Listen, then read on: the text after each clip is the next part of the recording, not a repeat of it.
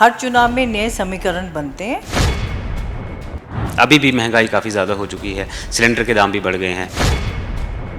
ऐसा गरीब व्यक्ति नहीं है जिसके सिर पे छत ना हो। महिलाओं को 1500 रुपये देंगे जी, कब देंगे?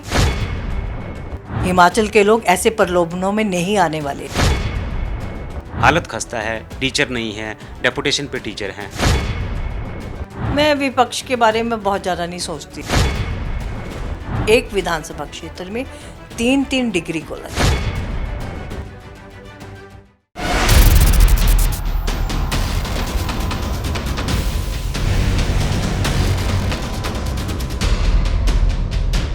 2022 के चुनाव और चुनावों में हॉट सीट बन चुकी शाहपुर में इस वक्त हम मौजूद हैं और भारतीय जनता पार्टी की अगर बात करें तो एक बार फिर से हाईकमान ने सरवीन चौधरी पर अपना दांव खेल दिया है। हाल ही में जो है वो मेजर विजय सिंह मनकोटिया ने भी भारतीय जनता पार्टी का हाथ थाम लिया है। अब इसका कितना फ़ायदा जो है वो भारतीय जनता पार्टी को होता है, इन सारी तमाम बातों को जानने के लिए हमारे साथ सरवीन चौधरी मौजूद हैं। मैडम बहुत बहुत स्वागत आपका एएमआई में। धन्यवाद। मैडम किस तरह देखते हैं, सबसे पहला सवाल तो ये रहता है कि चुनावी प्रचार चल रहा है आपका, किस तरह का स्नेह जो है लोगों का आपको मिल रहा है या प्यार किस तरह का लोग आपकी तरफ फेंक रहे हैं सिक्का? बहुत अच्छे तरीके से भारतीय जनता पार्टी के कार्यकर्ता और बाकी लोग भी जो हैं सब मिलके हर चुनाव में नए समीकरण बनते हैं। तो इस चुनाव का समीकरण अलग ढंग का है। सब वर्कर लगे हैं और निश्चित रूप से भारतीय जनता पार्टी के पक्ष में लोग वोट भी करेंगे। जिस तरीके से नरेंद्र मोदी और जयराम ठाकुर जी की नीतियाँ और विकास के काम प्रदेश में रहे हैं, निश्चित रूप से लोग उसी पहलू को देखते हुए आगे बढ़ रहे हैं। मैडम शाहपुर में देखा गया था अक्सर मेजर साहब जो है वो दोनों ही पार्टियों के खिलाफ बयानबाजी भी करते थे और निर्दलीय चुनाव भी लड़ देते थे। इस बार उन्होंने भारतीय जनता पार्टी का हाथ थाम लिया है, कितना आप उसको फ़ायदेमंद समझते हैं? देखिए, ये बहुत सीनियर लीडरशिप की बात रहती है। इस तरह का डिसीज़न उनका भारतीय जनता पार्टी में आना एक अपने तरीके का एक अनुभव है, जिसमें निश्चित रूप से एक लीडर के अनुभव का फ़ायदा जो है मिलता है और मैं इसे इनकार नहीं करती हूँ। कुल मिला के मानते हैं कि फ़ायदा होगा भारतीय जनता पार्टी? बिल्कुल फ़ायदा होगा, क्यों नहीं। मैडम सिलेंडर के दाम बढ़े हैं, भले ही उज्ज्वला योजना काम कर रही है, सिलेंडर फ्री दिए गए, लेकिन दाम जो बढ़े हैं, एक गरीब आदमी के लिए सिलेंडर भरवाना मुश्किल काम है कहीं? देखिए, हिमाचल एक ऐसी स्टेट है जिसमें ऐसा गरीब व्यक्ति नहीं है जिसके सिर पे छत ना हो। हर व्यक्ति के सिर के ऊपर छत है और खाने के लिए रोटी है। और आज सिलेंडर भी उसी रफ्तार से लोग ले रहे हैं और उसी से अपना खाना जो पका रहे हैं। तो मुझे लगता है कि ठीक है, हमने 3-3 सिलेंडर मुफ्त दिए, वो भी तो कहीं काउंट होगा। गृहिणी सुविधा और उज्ज्वला योजना के चूल्हे मुफ्त दिए गए हैं, तो ये सारी बातें भी तो उसमें आती हैं। यही नहीं, प्रदेश के लोगों को जिस तरह 60 साल की आयु वालों को पेंशन की सुविधा, वो सिर्फ 60 साल के लोगों को नहीं है, जो 58 के हो गए, 40 के हो गए, वो भी इस आस लगाए बैठे कि जब वो 60 के होंगे तब उनको पेंशन मिलेगी। प्रदेश में इस तरह का बढ़िया पेंशन की योजना जो जयराम ठाकुर ने शुरू की है, मुझे लगता है हम सब लाभान्वित हैं उसमें। जिन लोगों को किसी न किसी विभाग से पेंशन मिलती है वो अलग बात है, लेकिन बाकी लोग जो है उनको एक बहुत बड़ा सहारा, बेटा कुछ भी लगा है, बेटा पटवारी है, डॉक्टर है, बिना आय के ये इस तरह की पेंशन की सुविधा मिलना, तो मुझे लगता है हर तरह के फ़ायदे जो हैं लोगों को दिए गए हैं। आपने शगुन योजना देखी, गरीब की बेटी की शादी होती थी, लोग हमारे पास आते थे शादी के लिए। फादर हैं, हम कहते थे फादर है तो शायद मुश्किल होगा, बिना फादर के जो बेटी है उसको 51,000 मिलते थे। तो आज की डेट में अगर हम देखा जाए तो 31,000 रुपये का शगुन जो है जिनके पिता है उनको भी मिल रहा है। तो अनेक योजना जो है भारतीय जनता पार्टी ने चलाई हैं, उसका भी तो लाभ मिलेगा कहीं ना कहीं। मुफ्त में हमारे यहाँ पर राशन जो है वो भी लोगों को उपलब्ध करवाया जा रहा है। जहाँ पर बिजली के बिल 125 यूनिट तक फ्री हो गए। पानी का अगर आप हिसाब लगाएं तो पानी जो है मई महीने से उसके भी बिल जो है सरकार ने माफ़ कर दिए हैं। सहारा योजना है, अगर कोई बहुत व्यक्ति बेड रिडन है, बीमार है, उसके लिए 3,000 रुपया दूसरी पेंशन के साथ मिल रहा है। महिलाओं के लिए बसों के किराए आधे कर दिए हैं। मैडम पुरुषों के लिए भी क्या किया?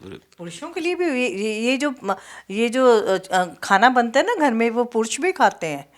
बाकी सारी सुविधाएं, ये पेंशन की योजना है वो भी पुरुषों के लिए है। वो 60 साल के पुरुष होंगे तो उनको भी वही फ़ायदा मिलेगा। का किराया आधा, बाकी सारी स्कीम जो है वो पुरुषों के लिए भी उसी रफ्तार से दी जा रही है। कांग्रेस कह रही है कि महिलाओं को 1500 रुपये देंगे जी, कब देंगे?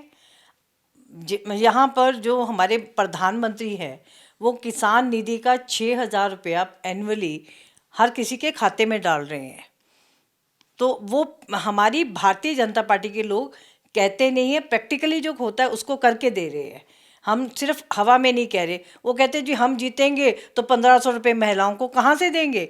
उनकी गवर्नमेंट जो राजस्थान में भी है, कांग्रेस की गवर्नमेंट, वहाँ क्यों नहीं दिया जा रहा? उनको वहाँ भी देना चाहिए था। अगर उनकी ऐसी कोई स्कीम है तो यहाँ प्रलोभन दे रहे हैं और राजस्थान में दे नहीं रहे। तो ये दो मापदंड तो कांग्रेस नहीं रख सकती ना। कांग्रेस ने गारंटियां दी हैं, 10 गारंटियां दी हैं, कहीं ना कहीं कुछ सोच समझ के गारंटी दी होगी या फिर वोट वोट गारंटियां जो होती है ना वो वोट बैंक के लिए होती हैं। जो करना है वो पहले करके बताए हमें। एक बार बताएं कि राजस्थान में वो क्या दे रहे हैं और तब हम कंपैरिजन कर लेंगे। Without comparison nobody is going to believe. लोग यहाँ के बहुत समझदार बुद्धिजीवी हैं। हिमाचल के लोग ऐसे प्रलोभनों में नहीं आने वाले।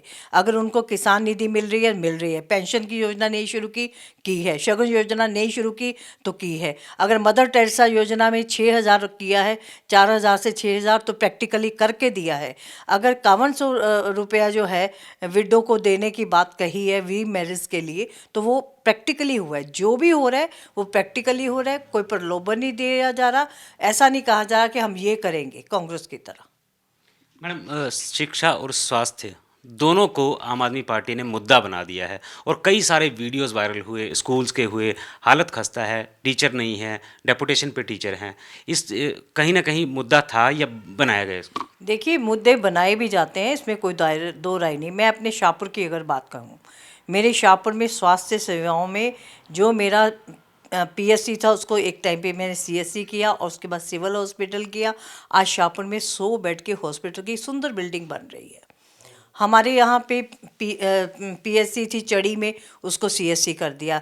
पीएससी लपियाना में थी, उसको सीएससी कर दिया। हमने पीएससी नई नागनपेट में देने की ज़रूरत पड़ी, उस एरिया के हिसाब से वहाँ दी। हमने जो सीएससी लंच है उसकी 21 करोड़ रुपए की बिल्डिंग जो है उसके लिए पैसे दिए। सुप्रीम कोर्ट तक जाकर लैंड का हम लोगों ने उसमें लड़ाई लड़ी, लैंड को लिया और उसके बाद उसमें पैसों का प्रावधान किया। मुझे लगता है स्वास्थ्य की दृष्टि से छोटी मोटी डिस्पेंसरीज आशा वर्कर के माध्यम से या हमारे डॉक्टर्स के माध्यम से हर तरफ डॉक्टर्स दिए गए हैं, अपग्रेडेशन हुई है। तो स्वास्थ्य की दृष्टि से मुझे लगता है एक अच्छा बढ़िया काम जो है हिमाचल प्रदेश में हुआ है। और यहाँ तक कि गरीब लोगों के लिए आयुष्मान कार्ड जो केंद्र वालों ने बनाए 5-5 लाख के, और उसी तर्ज के ऊपर हिमाचल में जयराम ठाकुर सरकार ने हिम केयर का कार्ड चलाया।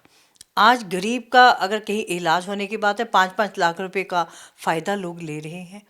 तो ये सारी सुविधाएं भी तो दी गई ना। तो मुझे लगता है स्वास्थ्य की दृष्टि से ये आयुष्मान हिम केयर जो है पूरे हिमाचल प्रदेश में, और ये इसका काम जो है वो चला है और लोग इसका फ़ायदा उठा रहे हैं। स्वास्थ्य की दृष्टि से मैंने बताया। अगर मैं आपको शिक्षा की ओर जाऊँ, शाहपुर विधानसभा के क्षेत्र, एक विधानसभा क्षेत्र में 3-3 डिग्री कॉलेज है।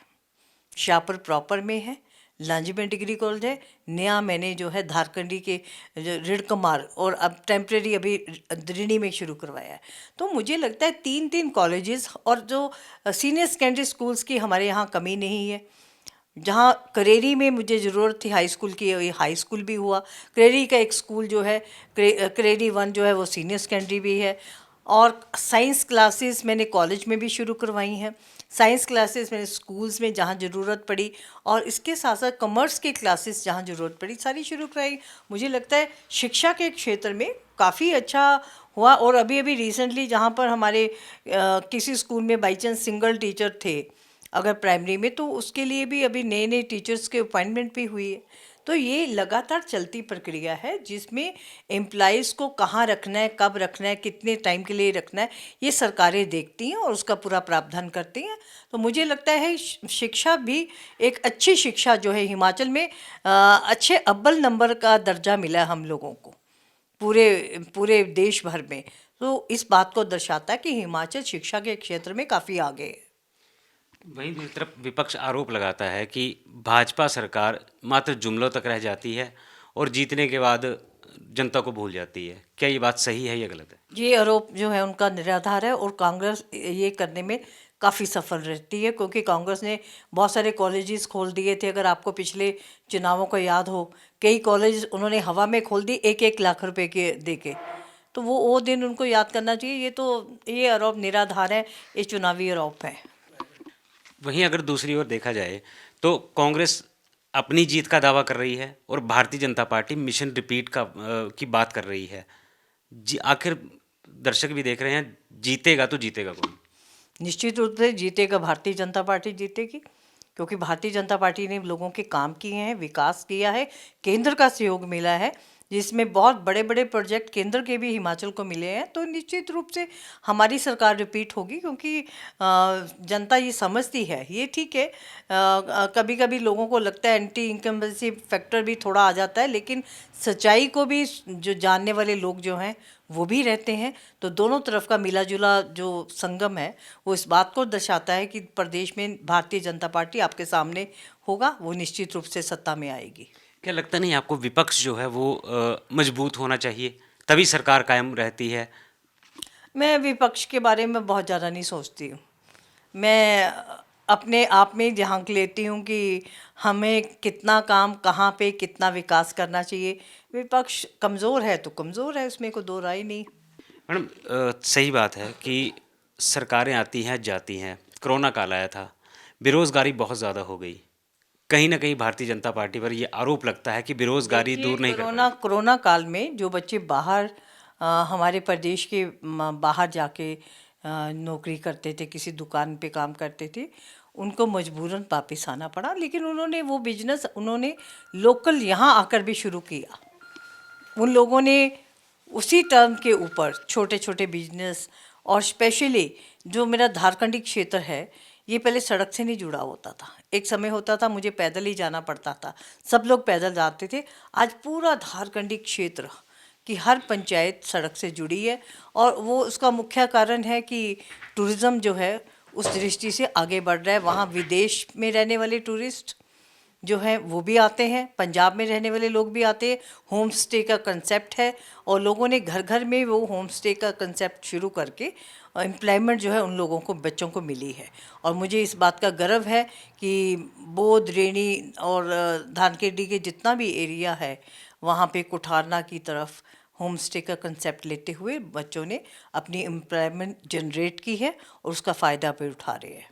मैडम, अगर बीजेपी सरकार रिपीट होती है तो क्या शाहपुर क्षेत्र से जो बेरोज़गार हैं, काफ़ी ज़्यादा बच्चे बेरोज़गार हैं, उनको रोज़गार देने का कोई आश्वासन दिया जाएगा या प्रबंध किया जाएगा रोज़गार देने का?